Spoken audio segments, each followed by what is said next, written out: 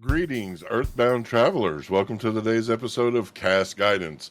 I'm Tier the DM, the world's okayest DM. And with me today, I have Raff the Mad. Hi, Raff. Hello. And as always, the unruly one, Loch Clark. Hey, Loch. Hi, everybody. Oh, before we get started, do have some disclaimers. One, we are not affiliated with any TTRPG manufacturers, creators, or publications. We are just three individuals coming together to give our questionable opinion on tabletop role-playing. Very questionable. Very. Secondly, we are for mature audiences. If you're not mature audiences, this is your cue to leave. We use the word fuck a lot. A lot. Fuck. Ooh, us? Never. Fuck Exciting announcement. We are adopting Raff. He's going to become a regular on Cast Guidance. So welcome to the family. Thank you. It's Or- been fun. Or my look forward to condolences, whichever way. Look forward to the shenanigans to come. And with that being said, dice us, Loch. Dice. Hi, I'm Loch Clark, and I'm going to talk to you today about our partners in endeavor, Level Up Dice. Find purveyors of luxury dice for all your sexy dice needs. Dice, you need them, you want them, you hoard them. We all do it. You need more, so get some more. And to do that, you're going to go through our link and go over to Level Up Dice and check out all the cool stuff they have in their shop. That link is https://bit.ly/L, U, D, Dice, all one word. That's bit.ly/LUD, Will of the Dice.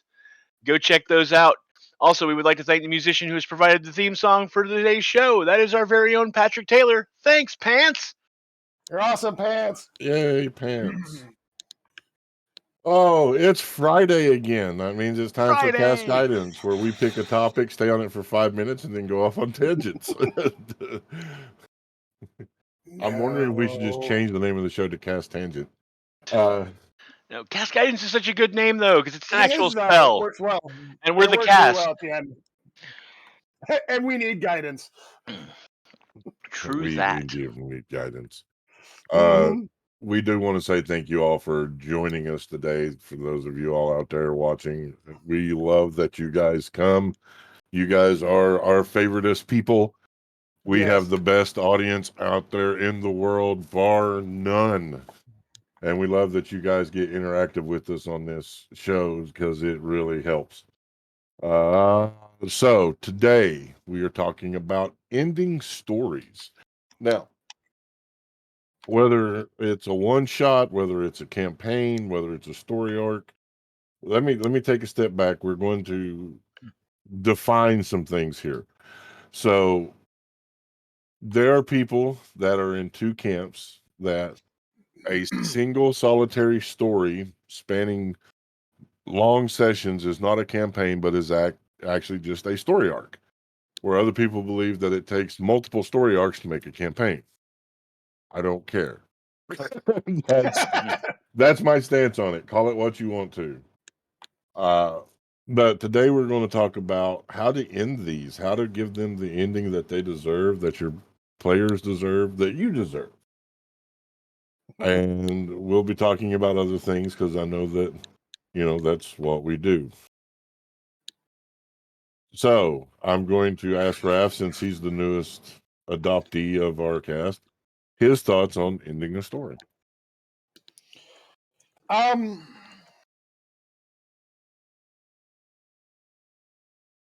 It depends on how you're setting up your campaign or story arc, but a lot of times, or at least for the campaigns I've run, I have an ending in mind.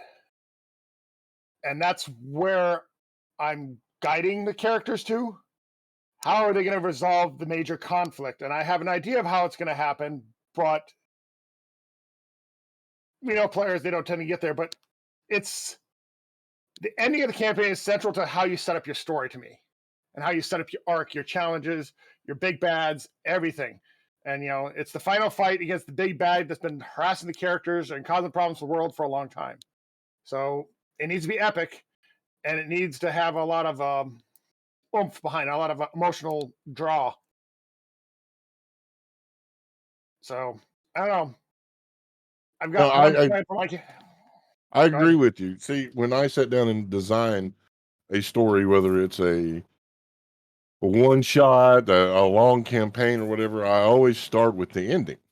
That way, I know where I'm going, and then I'll start with the ending. I'll come up with the beginning, and then I improv everything in between, with bullet points on how to get from point A to point B to point D, and then my players bypass point E and they go all the way to point Y. And then they go back to B in some points. So, but yeah, no, I agree with that statement. What do you think about it, Locke? All right, so I want to address your definitions real quick, just from my perspective. And this is only my You're out of frame. perspectives. There you are. You're back in. Okay. Sorry, I don't have Twitch up, so I can't see where I'm at. So yeah, please let me know if I move out of frame, because I'm ADHD boy and I move around. So you need to go to your left a hair. Better? I'm waiting Or for it to better? catch up. There we go. Okay. There's a 20-second delay. So Excuse me. Okay, so definitions. I feel like a one shot is just that. I don't think we need to define that anymore. It happens in one session. Sometimes if the session has to be cut short or the players take too long doing things, a one shot can get extended into a two shot, and it's still just a one shot as far as I'm concerned. Because it is a one time. You get together, you tell this one story, and then you're done. An arc is part of a larger story that tells a specific chapter. I think the definition when you're looking at campaign versus arc, I don't think you have to have multiple arcs to tell a campaign. I think the difference comes in working in character stories to the overarching story. I think that tying in your characters' backstories, you can do that in one long arc and have it be a campaign if you're pulling from their backstories and bringing everything in. Whereas the difference in if you're doing a campaign with multiple arcs would be that you would bring in a backstory here, a backstory there over different arcs. Not everyone would get to be a focus at any point during an arc, but you can tell one long arc that is a campaign, and it's all about what you're pulling from, how you're focusing on the characters. I think is what makes the difference there. That said, yeah, when you're I think no matter which you're running, whether you're running it, whether you're looking at the ending of an arc or the ending of a campaign, or even the ending of a one shot, you're looking at what is a satisfying story to tell. And as a DM, because the dice are a factor, because what the players do is a factor in getting to that ending, you have to be okay with multiple. You have to have your good ending and your bad ending effectively. You have to have your, is this a success story, or is this a tragedy? And both make good stories. You just have to be prepared for what your players do or how the dice go, because sometimes the dice aren't going to go in the player's favor. They're going to lose in the end, and you're going to have to tell the tragedy story instead of the victory story. So yeah, I think that as a DM you have to prepare for both, but in doing so, um, you're able to come up with a good ending that makes your players satisfied. I can dig that. Yeah, and, Go ahead, Ref. and yeah, I guess because I'm thinking currently of my current campaign that I am running in 5e, and I have an end state. They're not in this chat, so I can kind of reveal what I'm seeing. They're involved in a regional civil war in this kingdom. The war is going to end one way or the other, and the kingdom will be torn apart. There will not be a kingdom when they're done. It will be a bunch of regional baronies and whatnot.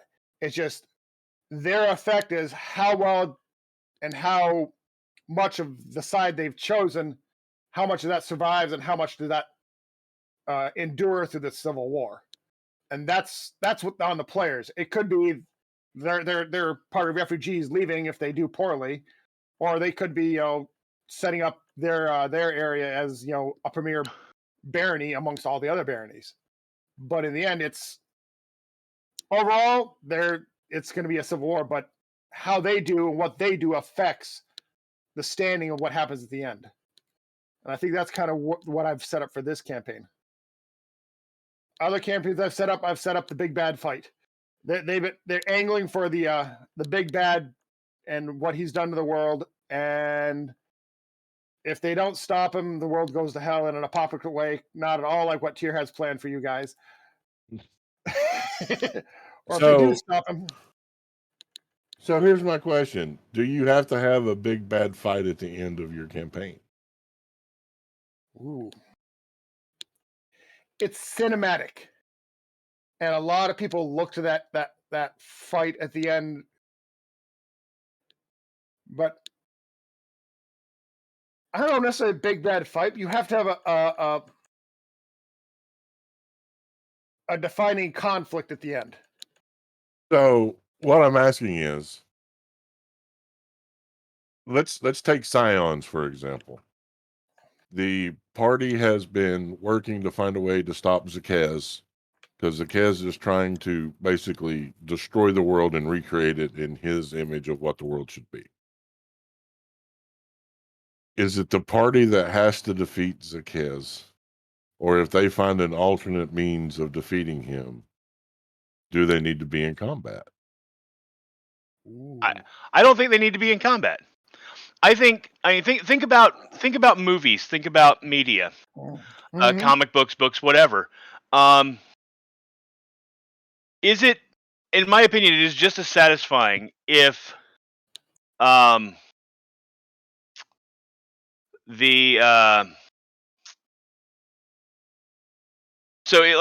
say they're facing a rogue AI who's got lots of minion monsters, whatever, and they're going to have to fight it at the end, or they think they're going to have to fight it, but instead they get the AI to engage in a logical fallacy that then winds up crashing and destroying the system. That is just as satisfying as breaking the computer and ending the threat. Like that, physically breaking the computer with a hammer. So in my opinion, no, it doesn't have to be combat.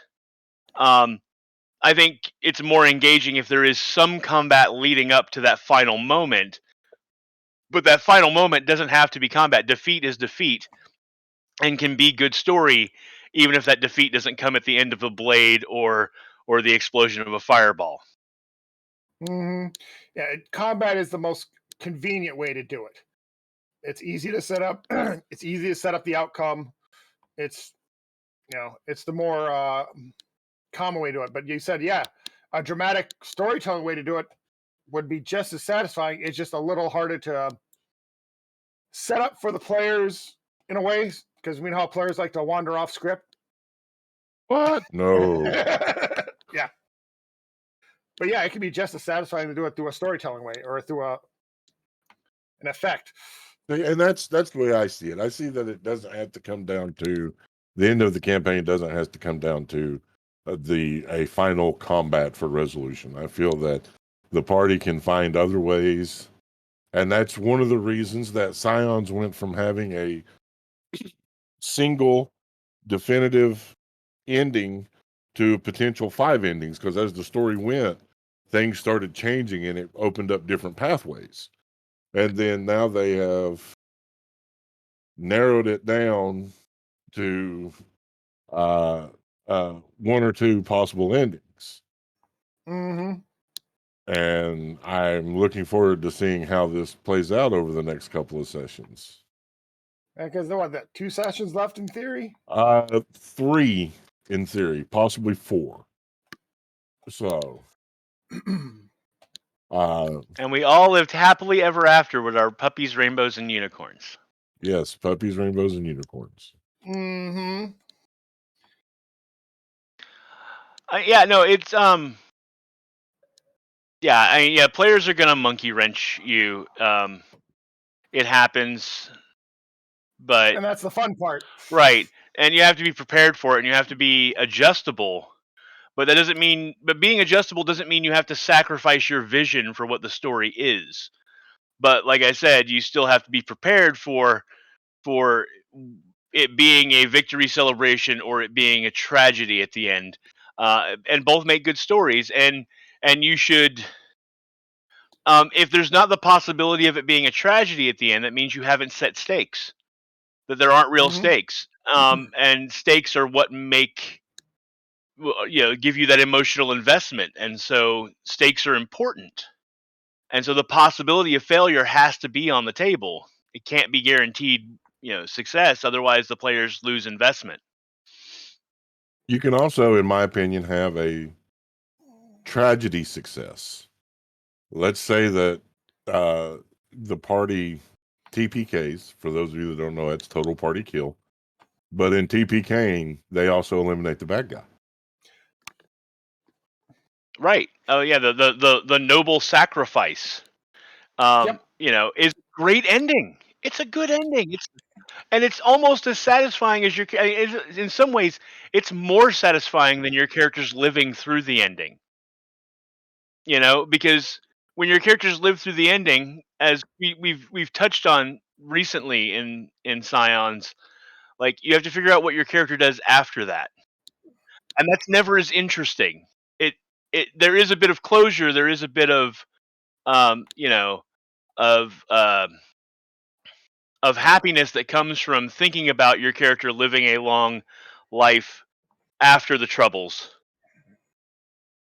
but your character Yep. going out in a blaze of glory, taking down the big bad guy and being the martyred hero is is a very it's closure for that Yes. character.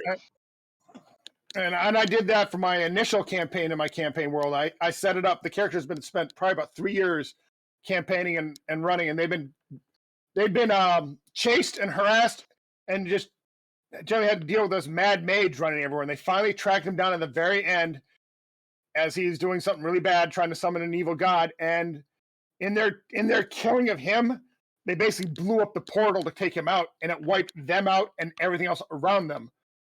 But they took him down with them, and they stopped the final attack. And at the end, I had to say yes. They built a giant statues at this place as a holy site for your characters.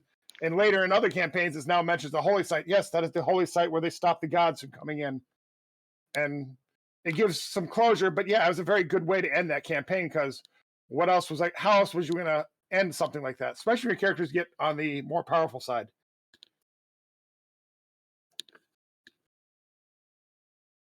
Yeah, and Yep. you get and sometimes, like as Lolly just pointed out in the chat, like sometimes you get that tragically beautiful ending for a character midway through, like we did with Sarah. That was a tragically beautiful ending. And yeah, she still shows up from time to time from beyond the veil, but um, her story ended, and it ended in a tragic and beautiful way. And that's, I mean, like, really, do you want what more could you want for your character at the end of the day than that cool moment? Mm-hmm. That's why people play the game, is for those cool moments. See, I'm one of these people, when I played characters, like, I never, when my characters finish their story arc or finish their campaign or whatever you want to call it, I always saw it would be hard for them to return home because of what you've done and what you've seen. There's no one that can really relate to that. I mean, in Rudith Kesha, at least, adventurers and heroes are not a big thing. There's not a lot of them, you know, and so it. Yeah, and what do they do afterwards? That's kind of. I mean, isn't that the entire reason that Tolkien wrote Lord of the Rings? Was that idea the what happens when you come home from war? Yes. Yeah, you go on a great adventure, but then you have to come home, and what that looks like. And that's the entire point of the Lord of the Rings story, is how it affected the hobbits when they came home and tried to live normal lives is kind of the point. Um, so yeah, it's a hard thing, and it's hard to imagine your character going back and living a boring, peaceful life. Uh, you know, And to kind of segue into an early conversation from last week. It's what do you do? And as a DM now, okay, cool, campaign's over. You've got these really powerful beings in general hanging out in your campaign world. What do you do with them? And the tragic ending works like that because okay, cool, they're not going to be around to influencing anything anymore because they're beyond the veil. Or if they are, what do they do afterwards? And you as the DM have to, and maybe with your characters, figure out what they do afterwards. But part of me harkens back to the old second edition rules and thoughts of as you leveled up, you got titles, but sometimes that title came with land, and you used to get fortresses and so forth. So as you got adventured, you got stronger, you got a better fortress. So at the end of the day, you went back home to your kingdom and ruled as a benevolent tyrant or whatever, and you set up your own section of the world. Yeah, and it's like you mentioned Lord of the Rings, and Dr. Highchair in chat, brought up that Frodo experienced so much he couldn't go back home. right, He went to the Silver Shores, right. and I think that that's one of the things that you have to consider, uh, when you're looking at this ending is how is it, if there's a definitive ending and you're not planning another campaign with those characters, that's why I tell my players to think of an epilogue. Think of the Yeah, epilogue that you want for your character. Yeah. like I'm gonna talk about the quarantine game for a second. The one we played before this one in Rune of Kesha that was not streamed.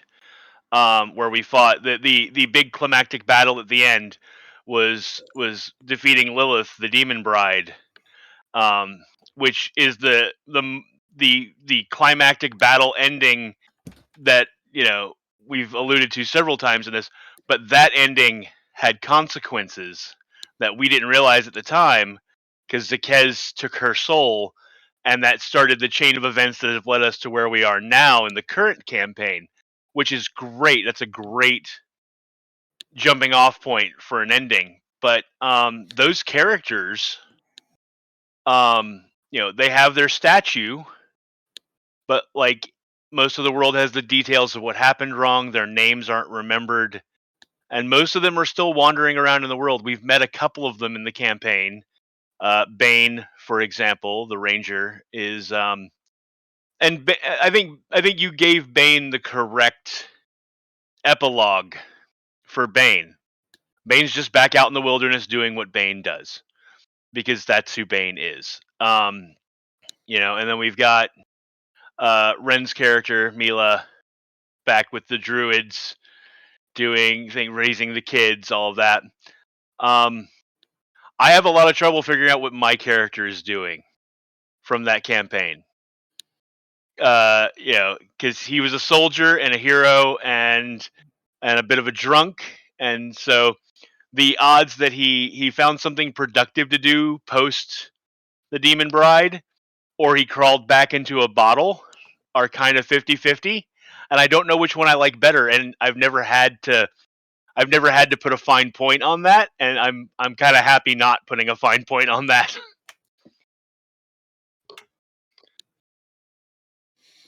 Yeah. Funny you should mention consequences of final battles. Yeah, the consequences of the final battle in this current campaign are going to lead to the start of the next campaign. And I've already got that kind of mapped out.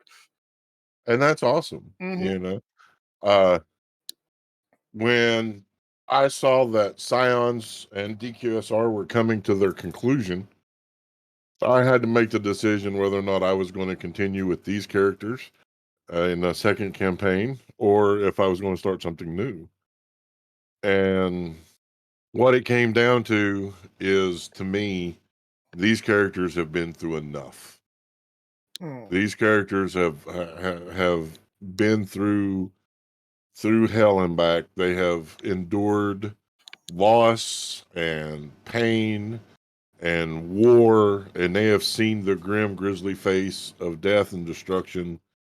So I figured at the end of this, give them their rest, whether that's the Blood Hunters go to rebuild the order, whether Karak goes and becomes one of the elders of at the Tusk Spire, whether Vinfira goes and becomes Queen of Angermora, whatever happens, these characters have been through enough that they don't need to go through more.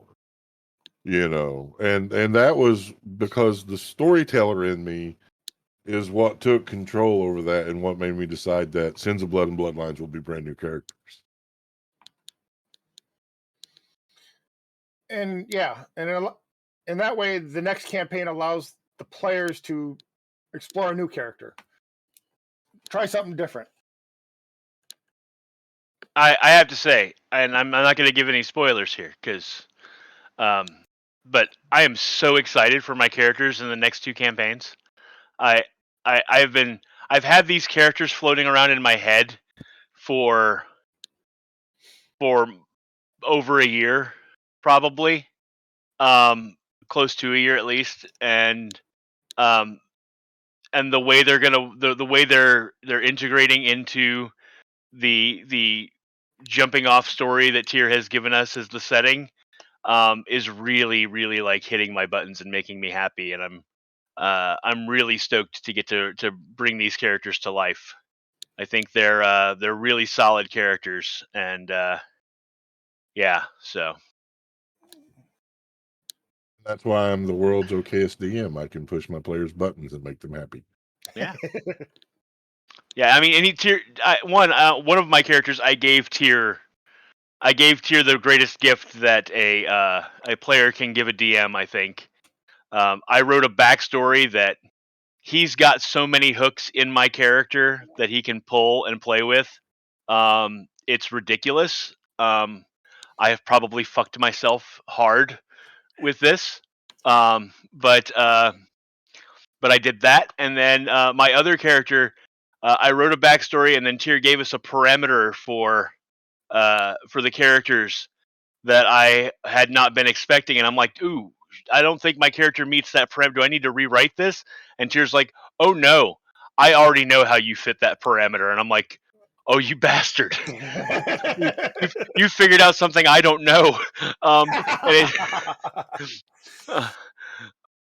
okay, I guess I'll roll with that. Yay! Yay! Yes, the all-knowing GM. Pretty okay at what I do. Mm-hmm. Yes, you do a good job. No, he does a great job. He's way too humble. You are a great DM, and I like when you said no, I know how you're related. It's like this. I'm like, oh shit, that's fucking brilliant. Oh shit.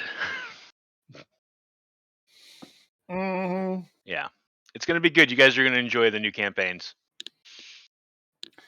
Looking forward to it. Start adding it back to my stream listening. I'm looking forward to the new adventures to come.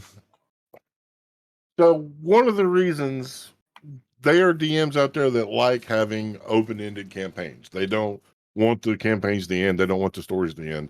They keep going. There's even supplements out there for advancing beyond the 20th level cap that Wizards of the Coast created in 5th E and everything like that. Runeth Kesha has been a living, growing thing for 30 years now. And the reason I like having endings to my campaign is because then that becomes history. It becomes part of the lore of Runeth Kesha. And so you get to build on that. When will the new campaigns kick off? Okay, so I don't have a definitive date yet.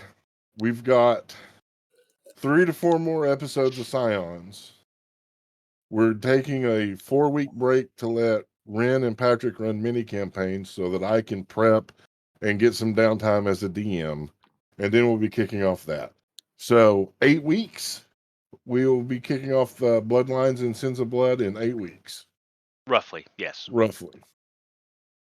Giving into account there will be weekends that don't count because I'm on call and can't do anything. So yeah, roughly 8 to 10 weeks we will be kicking off Bloodlines Mm-hmm. and So Sins late of Blood. July, early August. Yeah. Cool. Sweet. Yes. But it's but like I was saying, so with the start of Scions, the very first episode, they're attending a ceremony to honor the Battle of the Demon Bride, which was history from the quarantine campaign. Mm-hmm. The quarantine campaign had to battle Lilith, and her coming to being is history from another campaign. And so it's it's just a continuous growth, and I get to see a new iteration. So the Runeth Kesha is constantly growing, constantly evolving. It's like a Pokemon. Yes, and I think that's the fun part of campaigns. Like I said, it allows to add the history versus an open-ended campaign. Because after a while, I think your characters, they hit that top level, they become almost too powerful for your world, and you either have to start throwing, world-ending god crushers all the time, which gets ridiculous, or you need to start something new. And that's kind of Yeah, to the open-ended campaign thing. My favorite example of something that did that well was the Adventure Zone, their first campaign, Balance. They played, I think, 6 or 7 arcs in the campaign before wrapping up the campaign as a whole. And but the characters ended. They solved the threat and they went on about their lives. And what they did was they put those characters aside. They started a new campaign, but they kept those characters for when they did live stage shows, because they knew the people that came to see them live were more heavily invested in the older campaign than the new campaign. And so they used that to their advantage to play a one shot with their high level characters that everybody knows and loves at the live show, which was a brilliant way to keep those characters going and still tell stories about those characters without continuing in another campaign that's way too high a level. And like you said, they're having to throw god killing stuff at them. So I thought that's an example of, yeah, I don't think you should try and keep going past past level 20. I know there are ways to do it, but I don't think you should. That's just my personal opinion, and I don't think that you and if your characters don't die in the final conflict, I think it's okay to revisit them once in a while, but for a one shot. Do a high level one shot with those characters just to enjoy the nostalgia of getting to play them again and getting to step back into those shoes. But don't try and and shoehorn another campaign out of them. It's not going to be as satisfying as you think it is. Jumping back into them for a session or two to run through an adventure and getting to go, where are they now? How do they get drawn back in? What's the resolution? And then they go back to where they were at the beginning of that and are there in case you ever want to do that again. Is the correct way to handle your high level post campaign characters if they survive. yes, that if they survive. And what happens if one of them doesn't survive and everybody else does? Well, then that one person gets to bring in the new character that everyone has to figure out, why are you here? Which is almost as much fun to play. The annoying sidekick. Right. Oh, I get emotionally invested in my stories and in my characters and in my players. So for me, knowing that the end of DQSR and Scions is coming will literally bring tears to my eyes at times. Are you guys like that? Oh, definitely. Definitely. Yes. For long campaigns. Shorter campaigns, a little less so, but still. Like my Terrandine series of one shots. I've got 2 or 3 more of those in the chamber to run, and they are I won't have that emotional investment, I don't think, when that one comes to an end. But I've written an ending for that. And that ending is going to happen one way or another, and the crux of the ending is how the players react to it. That will determine how the entire last one shot goes. Because the ending will kick off at the beginning of the last one shot. And what do they do? Will be the entirety of that one shot. So I have been looking forward to that ending that I wrote for so long that when I finally get to put it into the world, I will be ecstatic about it. And mostly because the ending is written as such that I want to see their reaction to it, because that's the entirety of the last episode, is them reacting to what I wrote. And so getting to see that is the fruition of a 5-episode one shot. Cool. Yeah, that sounds interesting and fun. Yeah, it's thinking of endings, because that means the time with your friends ends and things change. And yeah, it gets nostalgia, it gets emotional. Because are people going to be able to come back together for another campaign? Are you going to be able, you spend a long time working these characters as a player or as a DM, building the world around them, building your NPCs up. Yeah, it's going to be very emotional when you end it finally. Well, and that's part of the thing. It's like we've made it public now, but after this season, Dan, who plays now, will not be returning. They have other stuff in life that they need to journey on to. And while I give Dan a hard time about leaving, I do really wish them the absolute best. Mm-hmm. So that's hard, knowing that the group is not going to be back as a whole, that there'll be someone new on Saturday nights, hopefully, knock on wood, joining us.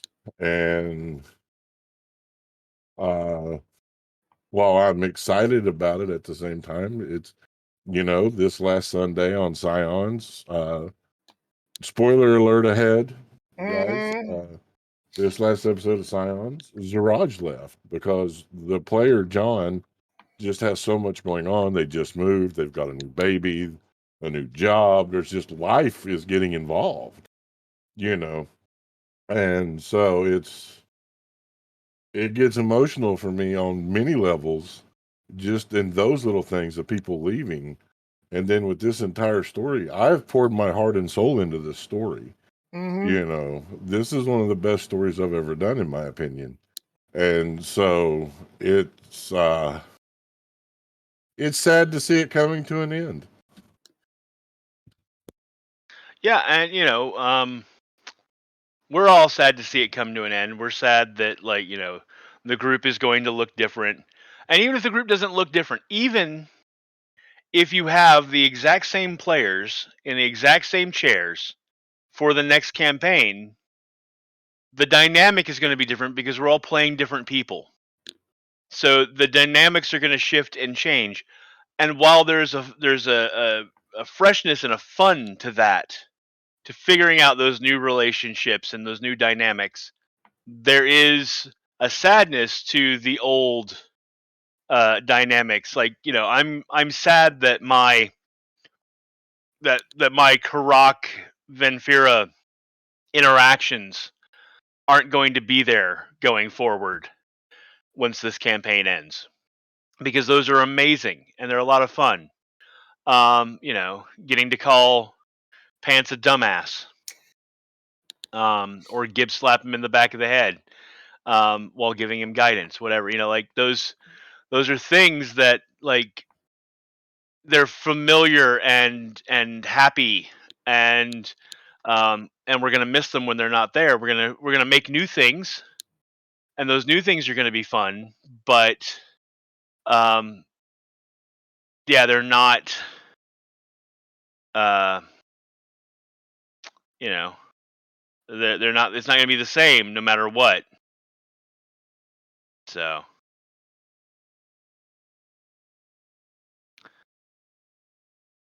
It's I will cry the last session. oh, I'm So, sure. Yeah, me too. Mhm. And because I know that this, like you said, this dynamic will be gone forever. No, I mean we can always pull back and do one shots here and there, Mhm. but it will be gone, and it will be a new dynamic with new characters and a new story. And I'm looking forward to the new stories. They're going to be a lot of fun and have some great twists and turns and surprises for you guys. But it won't be Scions. It won't be Dark and Queen and Shadowed Rose. Nope. But it'll be something new. And the cool thing about technology as it is, the fact that you've been streaming this, you can always go back and revisit, replay the old episodes. Remember that Except for time the ones when? we lost. Shh. Uh-huh.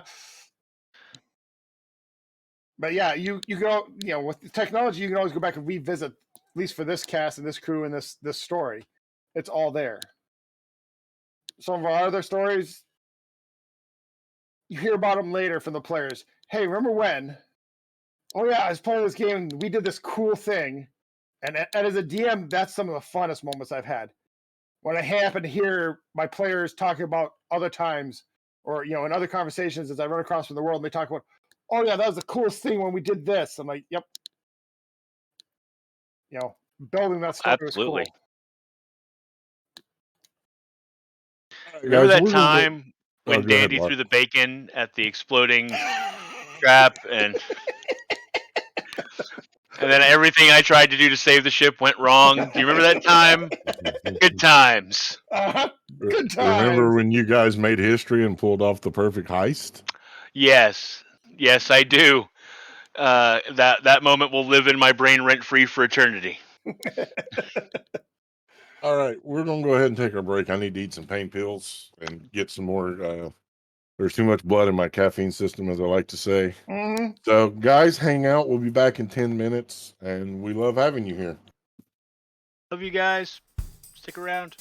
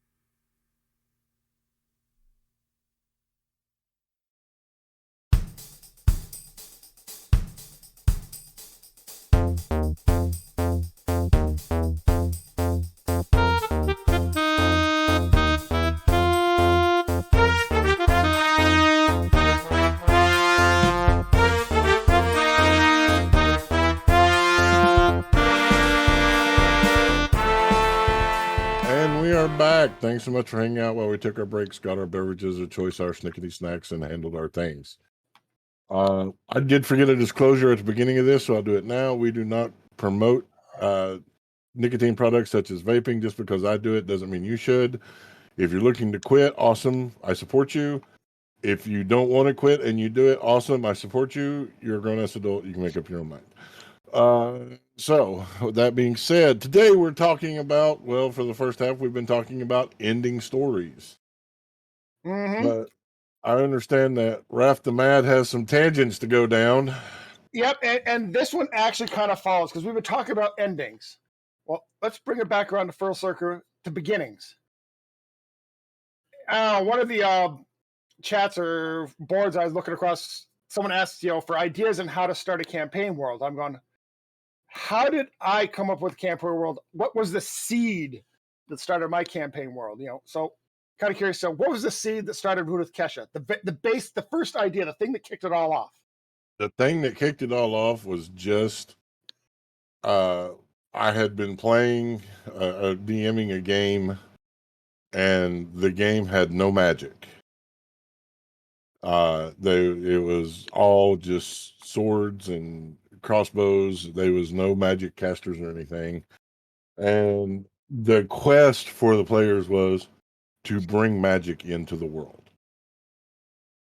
And we, the group fell apart as groups do. So they didn't get to see that to fruition. But I got to thinking, how would it happen? And I created the birthplace of magic, which is the Great Falls in the Emerald Forest. And that's sort of what spurred on the creation of Runeth Kesha, was starting at the Great Falls and then building out from there. And that is the birthplace, is starting with the magic being birthed into this world through these Great Falls, these fathers of magic being created, and go from there. Cool. All right. What do you got, Locke? Yeah, I got a think. few worlds.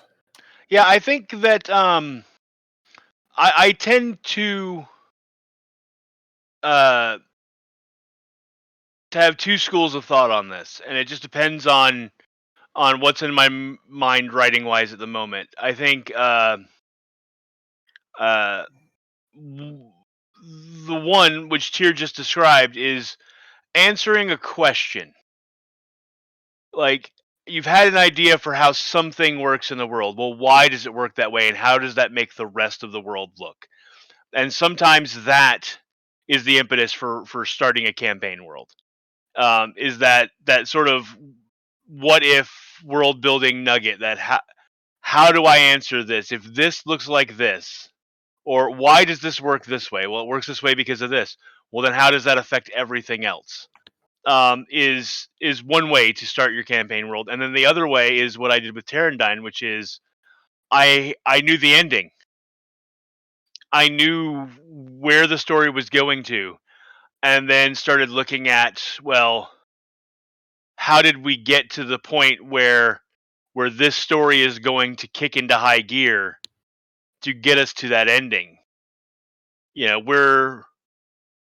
We're in Act 3 at the start of the campaign, or of the one shots, for that story. So what did Acts 1 and 2 look like? What is the world history? And all of that was written in mind for how everything ends up and where the end is going. So sometimes where you want to get to, and then you have to reverse engineer the world to look like that, to answer. And so I guess in both instances we're answering a question. Mm-hmm. Why this? Well, then we start at the beginning and work forward. We retro engineer everything and put the pieces in place to get it to look the way we need it to look for this mechanic or this idea we've had. And then you bring the characters in and let them play in that playground. Yeah, and that's very much answering the iterative question, because my campaign world started with the catacombs under the Vatican. We were out there back in the 90s doing a European tour and got to tour the catacombs. Like, this is kind of cool. I want some catacombs to play on. I'd like to run a campaign that had catacombs. So why are there catacombs? Well, there's a city on top. Well, why is there a city? Well, there's a city. And then what's the city doing? Well, they're a kingdom seat. So what's going on? And just you start slowly answering the questions. You build out the campaign world. You start to fill in all the in-betweens. And just keep answering the question. Why this? Okay, this there's a reason this is going on. So why is that going on? Well, because of this. And it's that seed. All it takes is one spark, one question, and then you have a world. Yeah, and when you answer the question, well, how does this work? Mm-hmm. And then you as you're flushing things out, you realize that there's something you haven't addressed. And even if that thing isn't connected directly, if it's not affected by how the first answers you came up with, but you have to see how those things are going to interact together. So you have to write something that's interesting to interact with what you've already created. Well, what can I do different with this system? If arcane magic works this way, how does that affect divine magic? What does that mean? How is that different? Why is it different? And you start delving those questions, and that's how you flush out your world. But it all starts with an idea that you then have to figure out the why or the how. Yep. Why don't vampires run around in the sewers? Because of the crocodiles. Because of the crocodiles. Well, why are there crocodiles? Because of the nuns. Why are the nuns? Because of the vampires. Uh-huh. Yep. Yeah. So yeah, that was one of those things that kind of came across the board. Is where do people get their inspiration for building a world, for designing a story? And it's you find a spark. You start asking the question, why? Yeah, and sometimes that spark is the ending. Sometimes Mm-hmm. like Tyr said, his Ruth Kesha was born out of the quest they were on was to bring magic to the world. Now they didn't get there in that campaign, but that left him with that. What does it look like when a world without magic gets magic? Mm-hmm. And that question created an entire campaign world. Yes. So yeah, there's very often, and you hit sometimes you're watching a movie and there's one thing in the movie. There's just that, you're like, that's interesting. I want to see that expanded on and played with, and play in that playground for a while. How does that work? And sometimes that's all the idea you need is that, or one line in a book that says, it was it's a throwaway, and you're like, oh wait, but that sparks an entire, what was the one I saw I saw one this morning, and it was someone saying that they once saw two grown men get in a fight at a restaurant over the question of if a flea bites a werewolf, does it turn into a wereflea? To which someone responded, wouldn't the werewolf have to bite the wereflea, not the other way around? And they're like, if you understand that question, then you understand why those two guys got in a fight. Many Bothans died to get us these plans. Yeah, right. Wait, what? How? Why? Mm-hmm. I was genuinely upset when I realized that line was from episode 6, not episode 4, and that Rogue One was not going to be the story of the Bothans. Nope. So yeah, that was my. I was very sad about it. I'm like, I want that story. I want the Rogue One about the Bothans who died to get the plans to the Death Star 2. Mm-hmm. Yeah. A quote from Lollipop. Yeah, Lollipop. She's my latest race, religion, subclass idea was sparked by a quote from Hellraiser. I have questions, but I'm not sure I want those ones answered. It's top secret for now. You'll know when you know. That's all I'm going to say. Oh boy. I mean, yeah. And sometimes it is. It's that you and sometimes it's the class itself. Mm-hmm. Not for a campaign. Maybe for a campaign. I'm not going to talk about which subclass it is, but I will say that my subclass for Bloodlines was the entire impetus for the character. I wanted to play with that subclass because I found that subclass so engaging and so interesting an idea Mm-hmm. that I was like, what is someone who is from that subclass like? And how do they think about the world? And I could write an entire campaign based around the idea of that subclass because it is that interesting to me because it's so different than the norm. Mm-hmm. And you get sometimes it's like that. Sometimes you're like, oh wait, though that exists in the world. How does that and like some subclasses specifically say there are very Got to few take this people phone follow. call. I'll be right back. Okay, very few people follow this path. It Mm-hmm. specifically says like there aren't a lot of people like this. But then that begs the question in your mind: what if that was the predominant class? What if that was the Ooh. one that everyone followed? What would that world look like? You know? It's adding that twist. And Yeah. that's what a lot of it is. In my original campaign, the camper world I've got going, I blatantly ripped off and stole one of my ideas. Yes, dear. I've got to interrupt. I have to drop. Okay. You guys can continue. You've got an hour, but this is something that I have to address. That's important. Okay, fair enough. Hey. Good luck. Yep. Godspeed. And I'm just going to close my camera and mute my mic. That way it doesn't mess up the boxes. Yep. And Yep. if you deal with it and you can come back, come back. We'll Mhm. welcome you. Yeah, All right. we like to talk. but as I was saying, my original campaign, I blatantly stole this idea from Larry Niven, Jerry Parnell, whatever, the Legacy of Hero series. If you read it, I haven't read it's that series. it's a very interesting. It's space. They go to this new world. This new world is dominated by basically a raptor on speed as the main species, and then they kind of start in the first book. They start to explore what are the ramifications on the ecology of why, how does this affect the ecology of the world that you got a super predator run around like this? I'm like, that's kind of cool. I'm gonna steal that. And now, what's a fantasy world look like when you got that? And how do the fantasy style creatures affect that? And it started to change the nature of what I threw at the characters and how the characters and the kingdoms of that continent looked like. And it kind of sparked the original ideas of that story. And then it branched out there. I added things like griffins, and a lot of your creatures flew, and it changes the backdrop for what you were working against for your story. Right, right. And like I love books with interesting takes on how magic works.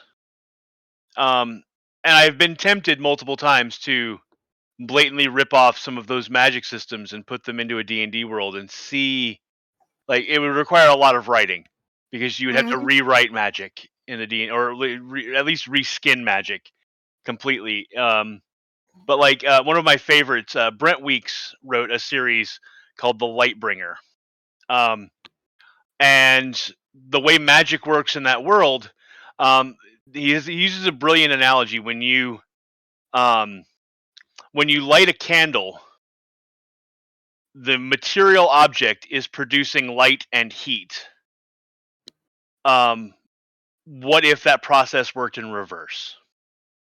And so the mages are all they're all light based. They are able to draw in based on not all mages are created equal.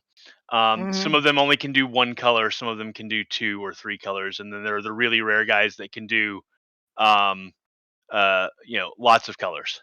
But they're able to look at a color, draw in the light and heat from that color that they're seeing visually, and turn it into a material object.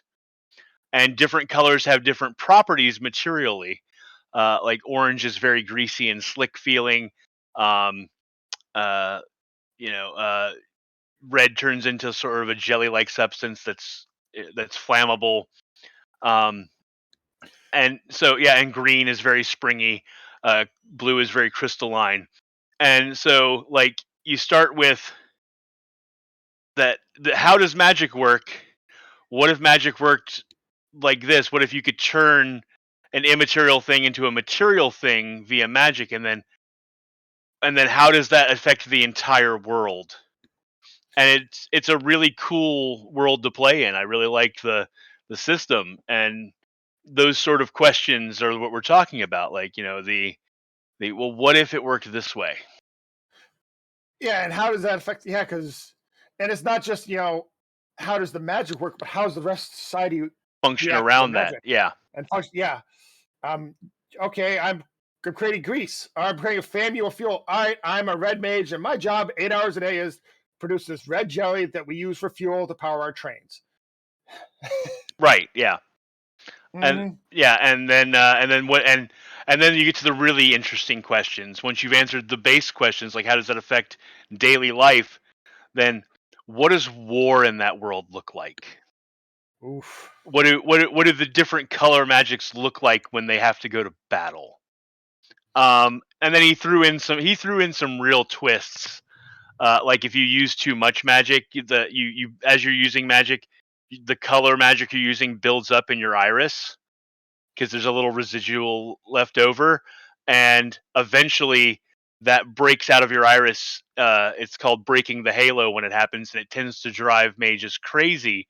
And so then there became whole religious doctrines around what to do, how to prevent mages from breaking the halo, and all of that. So yeah, it's um, so all of the answers led to more questions that filled in more answers about the world. Hmm. Yeah, that's an interesting thought. And as a player, like I'm about to break the halo.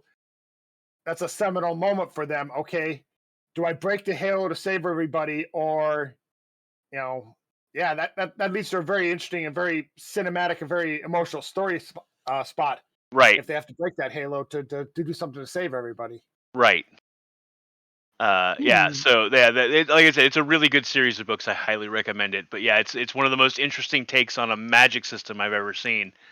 Um, and each question that you answer opens up new avenues, and then you add religion in on top of it because the breaking the halo thing leads to a religion. And then there are some other factors that I won't get into, but like, yeah, it's fun and interesting, and those are the questions that when I find them, I'm like, oh, I want to play with that. I want to play with that little nugget right there and see where that pull that thread and see what happens when I do. See where it takes you. Yeah. Hmm. Ideas. Yeah. One of the other things I kind of picked up on, I saw one of those 5 things that make a good player, 5 things that make a good DM. Don't like those clickbait idea, but because they imply a bad player, they imply a negative connotation on the flip side. But one thing I want to ask, and hopefully out of two of you, what's what tools should a player bring to the table to make it a good game for everyone else? I think there are a couple. There's like one, if I'm not saying this is for everybody. There's nothing wrong with playing playing a boring human fighter. Sometimes boring human fighters can be the most interesting character. Mm-hmm. Um, but if you um, but if you write a good backstory, if you write a good character to start with, you then have places to go and interesting things to explore with how that character functions in the world. So that is something I think players should bring to the table. And then um, the other most important thing, in my opinion, is uh, the don't don't monologue your backstory. Feed it out when it's appropriate to feed it out, no matter how much you really want to just tell everyone your backstory. But to do that, if you hold back and you don't just monologue out, in word vomit your entire 3-page backstory or whatever.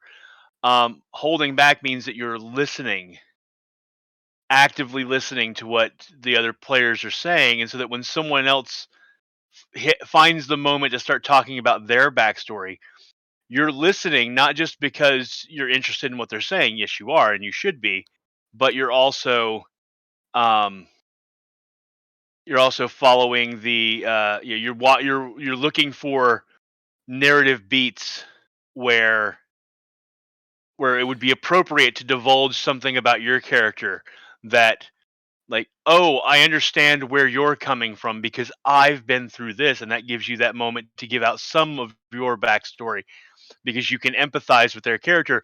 And that's not you just giving, here's what I wrote earlier and I wanted to tell you.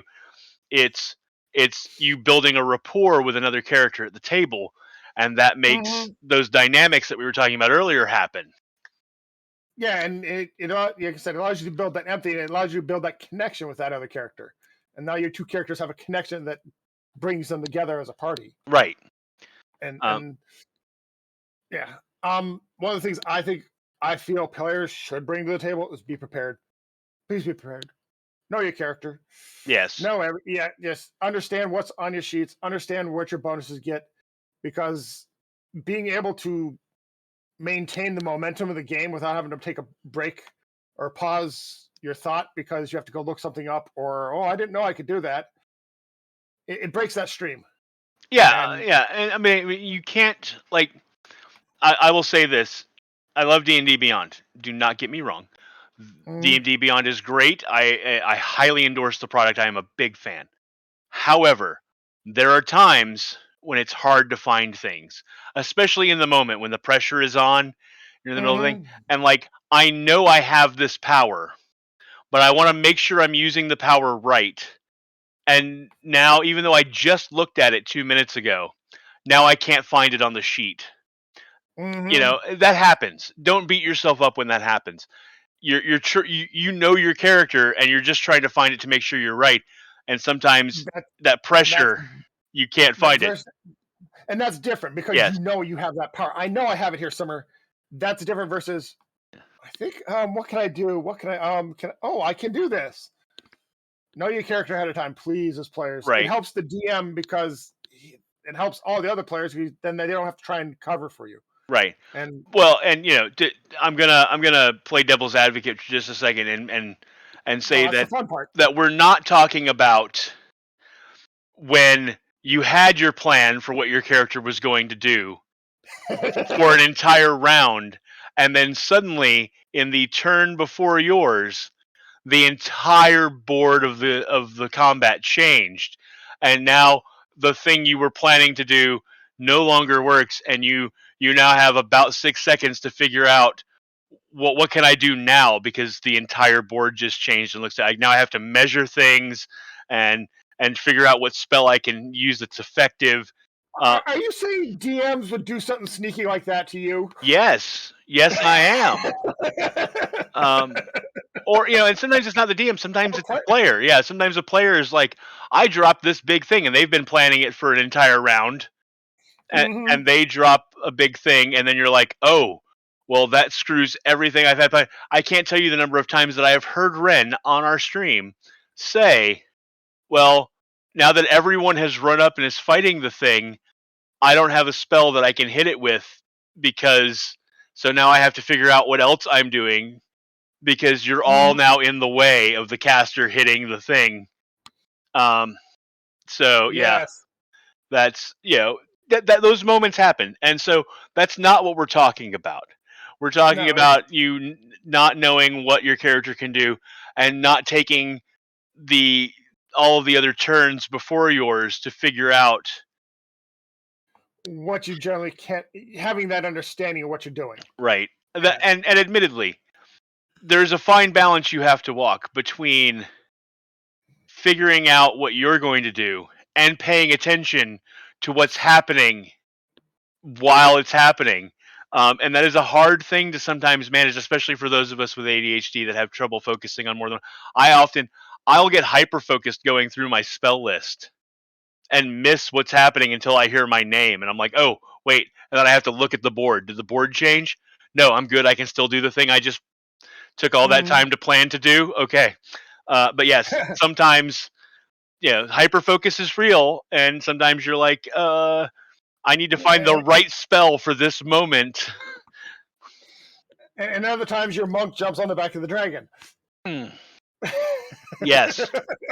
And now I can't hit it with Call Lightning because there's a monk riding on its back, and the monk will take all of that damage, and I'm about to drop. And I'm a Tempest Cleric who can give max damage to any lightning spell a couple of times a day, and I wanted to drop 90 points of damage on that beast, but I don't want to hit the monk for 90 points of damage. So, to quote Nyx, good thing he's so pretty. Yeah, he's pretty and he works hard. Just not smart. Hollow the Wise Wolf asks, what if the flea had bitten a werebeast, and then bites a character that doesn't have lycanthropy? Does the character get lycanthropy from the flea? I think. Ooh. I think it's a. I think it depends on what you want to do story wise, and I think if you want to give it a chance at happening, but not definitely say it happens, then you give them a really easy con save because it's a very small bite. It also presupposes that it's the blood of the lycanthrope that causes the lycanthropy, right? Or is it the bite from the lycanthrope, which is the saliva? Saliva, right? So yeah, how do you do it in your world? Yeah, there's one of those world building questions you have to answer, like how does it can mosquitoes transfer lycanthropy? What about fleas? What about or is it not germ based? Is it not a virus? Is it a ritual? Is it magic, like old magic? It's a curse, and you have to meet the exact requirements of passing the curse. So that's I think knowing what causes lycanthropy in your world is what the answer to that question is. But like I said, a tiny flea biting a person, I don't think is going to be such a small. That's a very easy con save. Don't roll a 1. And yet we will. I was gonna say you don't yet. Yet we will roll a 1. Yeah. So. All right. Flip it. What does the DM need to bring to his table to make it a good game? Versatility. All right. So, playing off my earlier answer, you could really break that down for the most part to active listening, to being engaged with what's happening at the table and finding the right places to insert. DMs have to do the same thing. You have to actively listen to what your players are doing. You're telling a story, you're setting a scene, but then your players are going to start playing in that scene. And sometimes that play isn't going to involve you at all, and you have to be okay with that. You have to be happy to sit back and watch them play, but then you also have to know when you've let it go too long and it's time to interject something to keep things interesting. To keep things going and potentially keep things from wandering off a tangent. Right. So yeah, you have to. So I think active listening is the biggest quality, and adaptability. I think a DM needs to be adaptable. You have to. Your players may not pick any of the threads that you leave for them, and they may decide, "Hey, we're going to go check out this thing." You may throw something innocuous in your world, and the players may be like, "Wait, I want to know about that," and now they're going over there. And you're going, "Shit. Damn it, quick scramble, what's over there now?" We decided to put a cool magic item in the world that was just meant to be a joke, just a throwaway. The towel, It was a magic towel. It could clean up anything. Never got dirty.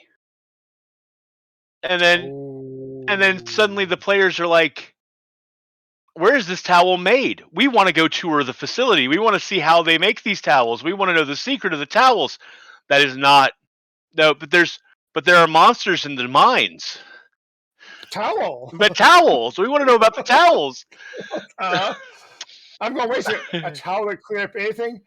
I suddenly have created a serial killer. Great. Yeah, no, that's one possible use for that towel. Yeah, Mhm. that towel was created by my partner who passed, and became canon. Those towels do exist in Rune of Kesha. Ooh. Only in certain we've only ever encountered them in one place, and they didn't seem to be selling very well, but they were there. It's a real magic item. Mm-hmm. Oh, how you make a go look for one? The side tangent. Favorite spell? Prestidigitation. Yes. Well, actually, Absolute. It's favorite. Yeah. I don't know. Of the utilities, I absolutely enjoy that spell. No, I will always look clean and fresh, like I walked out of. I'm not saying it's a bad spell. It is a great spell. I think there's one that's cooler. Okay, Thaumaturgy. I can see that. Because you get to do because Thaumaturgy is what Gandalf uses against Bilbo at the beginning of Lord of the Rings. Do not do not take me for some cheap conjurer of tricks, as he conjures the cheapest fucking trick in the world. And that is my favorite spell because it is the cheapest of tricks. Welcome back, Tyr. We're talking about thaumaturgy right now. Thaumaturgy. Uh-huh. I was a fan of Prestidigitation as my favorite utility spell. I think the coolest magic item that I've ever seen created was created by Locke's partner Myth, and that was the Towel of Prestidigitation. Yep. Yep. Clean up any mess, never gets dirty. We were talking about that just a minute ago. Uh-huh. Someone wanted to go tour the facilities instead of actually go deal with the monsters. Yeah, Where are they getting these towels? that didn't happen in Rune of Kesha. That happened in the game where Mev created a character for a. I was running a module for Mev and Alice and a couple other folks, and Mev was a traveling towel salesman and had a suitcase full of towels of prestidigitation that they were trying to sell, and that and then suddenly the characters weren't interested in the module I was trying to run. They wanted to go to where the towels were made and know everything about the towels. And then when we started playing in Tyr's game, at some point Mev was like, "So I have this magic item I created. Can we put it in? Can we do something with it?" And yeah, the towel of prestidigitation is. And Raph pointed out that it's bought by every serial killer ever. Have a mess, need to clean up. To go back to sum up, we were kind of talking about what traits do players and DMs need to bring to the game to make it a good game. And I think Locke probably hit it pretty much on head. It is active listening. And being able to actively listen to what's going on with the other characters, be able to actively listen so you know when to insert your own portion of the story to make it good for others. I think active listening, and I think just as importantly is knowing when to shut up. Those are the two things that you need to bring to the table. Yeah, and then we kind of covered those. Yeah, that was the. I use the example as a player that you don't want to just monologue out your backstory. You want to listen to the other players, and when there's a moment where your backstory and their backstory have a similarity, and you can build rapport with them by showing empathy and telling them how you have experienced something similar, is much better than just spewing your 3-page backstory all at once to the rest of the party. And then as a DM, you set the scene, and the players start to play in that scene. And sometimes you have to be okay with just sitting back and letting them play in the scene and not doing anything. Mm-hmm. Yep. Cool. Yeah. Speaking of, the one thing I brought up was preparation. Make sure you know your characters. Make sure you know what your character can and can't do at the very least, so you know when it comes to time for you to do something, you can act instead of holding up the gameplay. You go look something up, or at least, yeah. We talked a bit about that, except for when certain players decide to change everything on you, or the DM changes the board just before your turn. I swore a DM would never change up the situation before Locke took his turn. So Never. you'd have to go rechange his plans. Tim, would you ever What? do that? You would never do What? that, Tim, would you, here? No. The funny thing is, as we said, it's almost never Tyr. It's the monk jumping on the dragon's back, or the the cleric jumping on the dragon's snout, or we Mhm. won't name names. We'll just There it is. yeah, Patrick. yeah. I'll name names. So Yeah, uh yeah.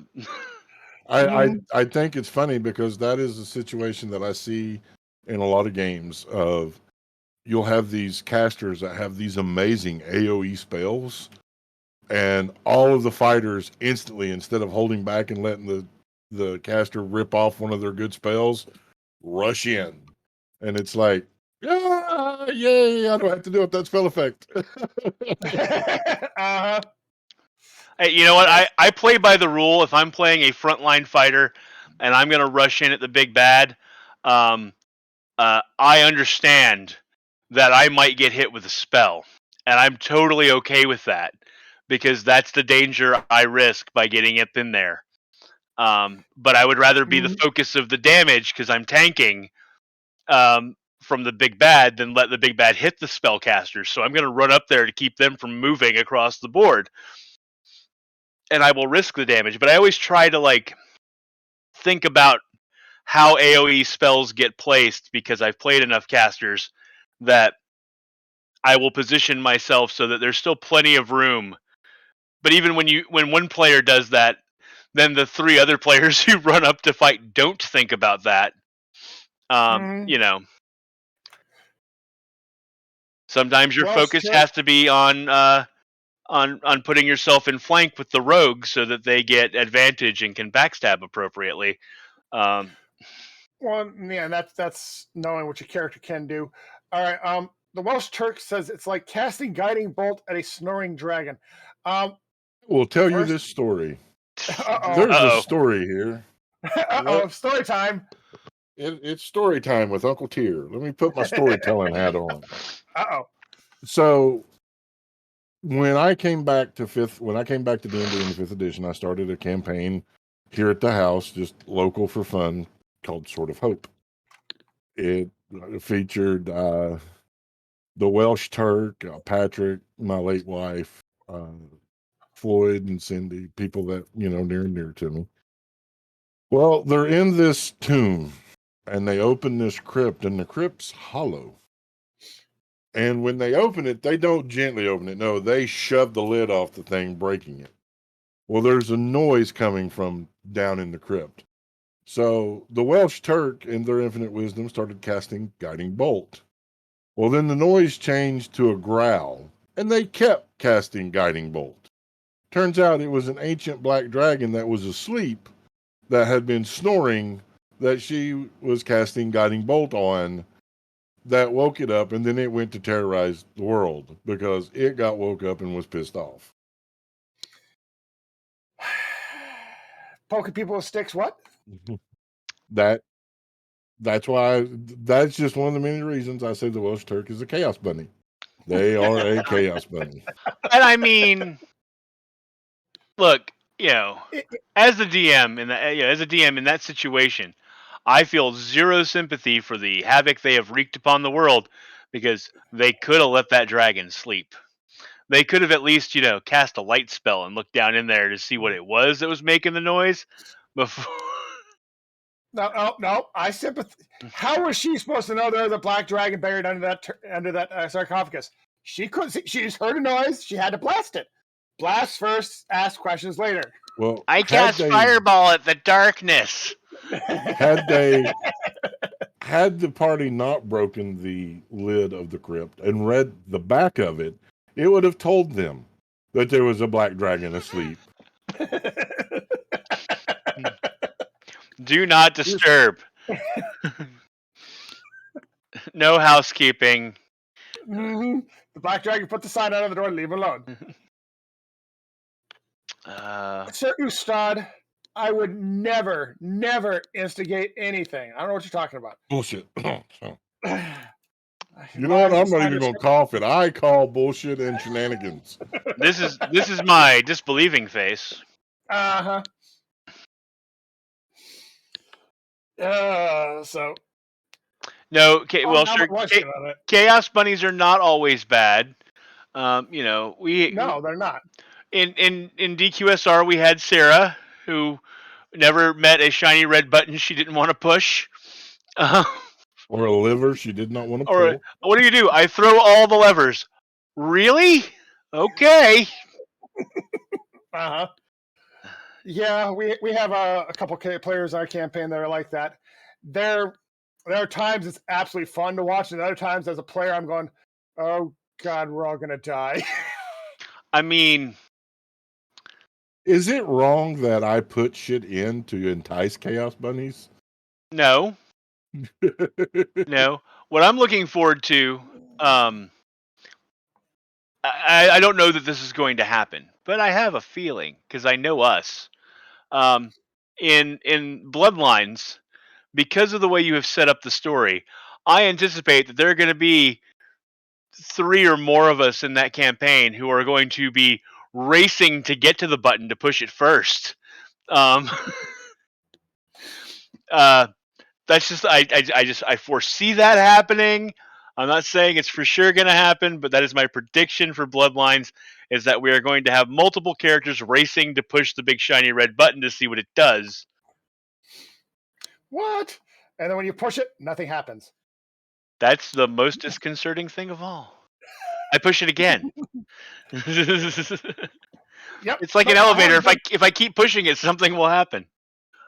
Nope, I haven't done that to players at all. I would never do something like that. Mm-hmm. My saintly pose don't work as good as my ponytail, but you know. So, whew. All right, audience, questions, comments, anything. Like I said, we love at the beginning. We love when you guys are interactive with us, and we would love to hear your thoughts. Hit us with stuff. Yes, please. Yes, I enjoy your questions. Why? I would end it. We can't do the Jeopardy things. Copyrighted.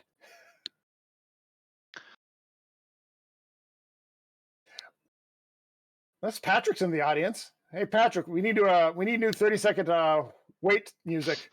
We are not talking about second ed archers. That subject has been beaten, burned, buried, dug up, and beaten again. Second ed archers are gone. Accept it, embrace it, move forward. Rocks fell. All the second ed archers died. Mm-hmm. Sorry, that's what happened.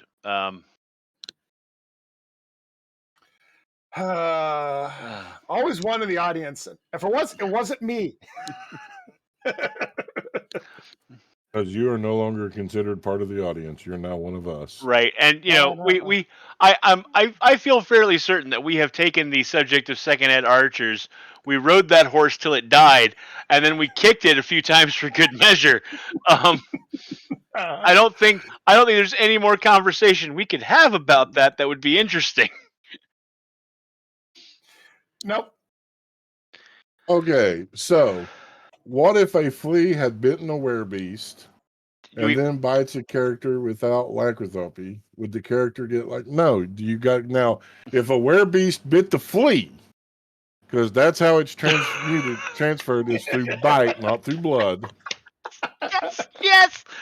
So that came up because I was talking about a meme that I had seen, and the meme was I saw two guys get in a fight at a restaurant over whether or not if a flea bit a werewolf, would it turn into a wereflea? To which someone responded to that statement, wouldn't why would the flea turn into a werebeast? Wouldn't the into a wereflea? Wouldn't the werewolf have to bite the flea? Isn't that how it works? To which the original poster responded, "If you know enough to ask that question, you understand why these two guys got in a fight." and and so that led to that comment being made in chat. And so yeah, you were exactly spot on. And that led us to talking about how how does lycanthropy work? Is it transferred via saliva? Is it a ritual? Is it is it magic curse that means that the exact right steps of the ritual for transferring the curse have to be met? And those world making decisions are important. When those things happen, you have to decide very quickly how it works in your world. Yes, and Stod pointed out old school movie lore. It's in the attack that causes the curse, so a scratch can cause it also. Yeah, and that's where it comes down to your lore. In Runeth Kesha, I can only speak to Runeth Kesha because Runeth Kesha is my world and I know how it works. In Runeth Kesha, lycanthropy is transmuted via saliva. So drinking the blood would not infer the curse. It is done through saliva, through the bite. So in order to get a wereflea, then when the werewolf is fleeing itself and bites the flea, it will transmute the curse, and then that curse will be transmuted when the flea hops into the peasant and bites them. But I would say that a tiny flea bite would be a very low DC con save to avoid lycanthropy. Oh, yeah. Like, But don't roll a 1, you're fine. You got to remember, NPCs have low stats anyway, so. Okay, and so there's the hook for building an entirely new world where the world is overrun with lycanthropy because of a flea infestation that spread to rats that then spread to people, a la the Black Plague. It's the Black Plague, but instead of dying of pustules and boils and shit, it was lycanthropy that spread through a third of the population. God, if I wake up at 3 o'clock in the morning and have to write all this shit down. I'm like, ooh. And what type of lycanthropy? Is it sentient? Does it make, is it make them bestial, where they can't control their actions? And do they, and what kind of animals do they turn into? Is it now predominantly some sort of fleas or rats, or is there some other factor that causes what animal you turn into? I hate you both. I want you to know that. I win. Yes. Oh.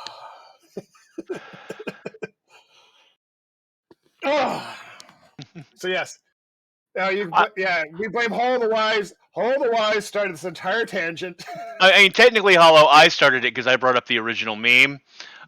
So I'll happily take the blame for Tyr waking up at 3 o'clock in the morning writing a new. Hey, Tyr. I'm just gonna put this out there. We don't have to play a whole campaign in that world. It can just be one of the worlds we visit in the new Spelljammer campaign. Ooh.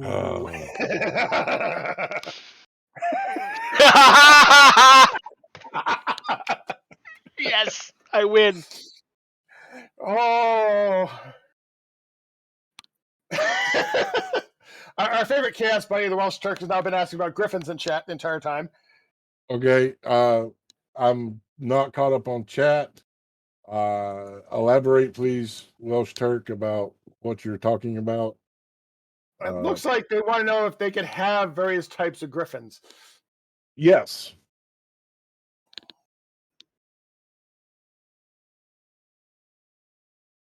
You could have a house cat, owl, or a raccoon and a crow griffins in Runa's Kesha.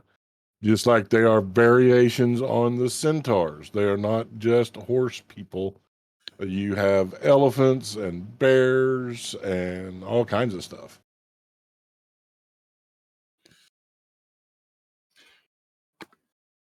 Yes? I have questions that I don't want answered. Yeah, there was an entire there's artwork for a lot of those out there on the internet. I remember Again. like a year ago seeing an entire post where someone had gone through and made all sorts of varieties of griffins, and they were wonderful. Mm-hmm. I was talking about the centaurs. Elephant centaurs. Crazy magicians doing crazy things. That could be interesting, though. That'd almost be a giant humanoid. Well, and there's variations. There's one where it's a horse with a loxodon upper half. There's one where it's an elephant with a humanoid upper half. So I mean, you know, I was gonna say by humanoid you mean giant, right? Because that's the only way Yeah. that works. Otherwise, you get a tiny little human body on a giant elephant butt. yeah, they're proportional, except for the earlier stages where the wizards got it wrong. Oh. So in the Spelljammer campaign now, we should also go to the planet where there is an island full of hybrid human animal creatures that went horribly wrong, like the halfling elephant centaur. It's like the island of misfit toys, but really disturbing.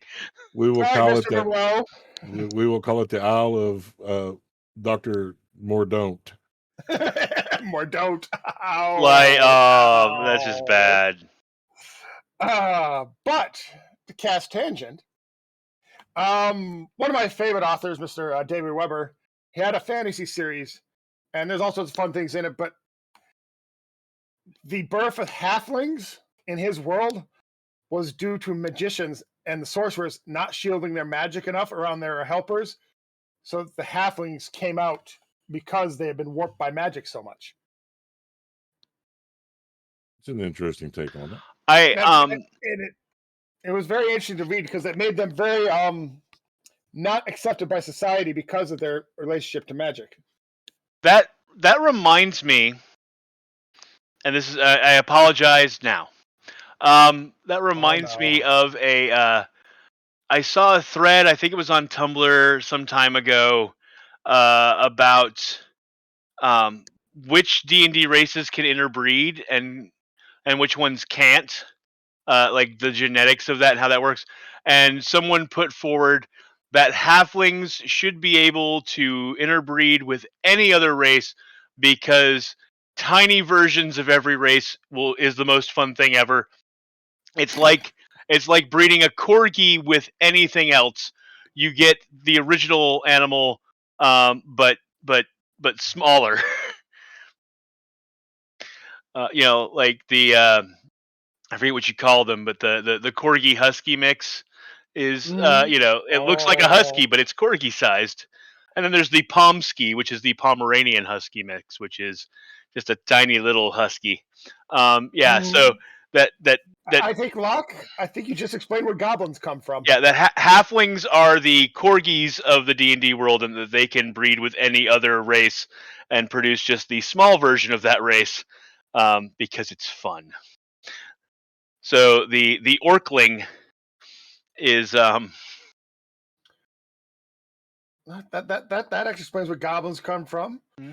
Half of the giants give you a human. Halflings are the progenitors of everything.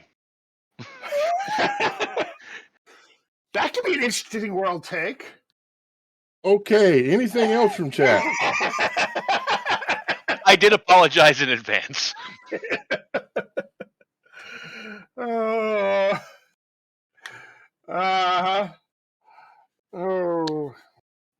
right. The Isle of Misfit Races. That's good. I like that. Mm-hmm. Oh. I'll tell you. Wait, the difference between crows and ravens thing. That's my favorite dad joke. You know what the difference between a crow and a raven is? What's that? Ravens have one more pinion feather than crows do, which makes the difference between them the matter of opinion.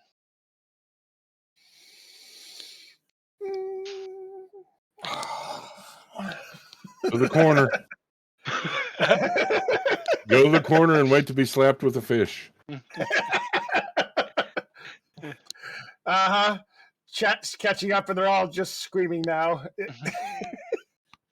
It was like the voices of 1,000 people screaming in terror. Uh-huh. So, Uh-oh, Ustad must have something. He just said, oh. no, I think he's still hurting for that pun. Oh, well, that's possible. Did I break Ustad? I hope so. He needs it. It's good for him. Yeah. Oh yeah, he face palmed. Okay. All right, then. If there's nothing else from chat, I think it's time to call in the dogs, piss out the fire, round them up, air them out. So let's go ahead and remind people who we are, where they can find us, and let's get the hell out of here. All right, I'll go first. I am Raff the Mad, newly promoted to this position. I'm sorry for all of you. And you can find me on Twitter at BLKDragon13000. Hi gamers, I'm still Loch Clark, and you can find me in DQSR on Saturdays, Scions of Oblivion on Sundays, and you can find me on the Book of Faces and the Twitter Patients at Loch Unruly. That's Loch with an H. And I'm Tier the DM, the world's okayest DM, and you can find me on Twitter at Tier_the_DM. Guys, I know right now the world is in chaos. There is turmoil and upheaval. There are human rights being challenged. There's war. There's famine. Hell, there's even baby formula shortages going on right now. It looks bleak, but you're not alone. There are people that will love you while you need the rest in their love. Gather your strength so that you can then be a place for someone to rest in yours. Remember, love and inclusion. These are the torches that light a path to a better tomorrow. Come join us and be torchbearers. And remember, until next time, if someone doesn't know, don't cast aspersions, cast guidance. Love you guys.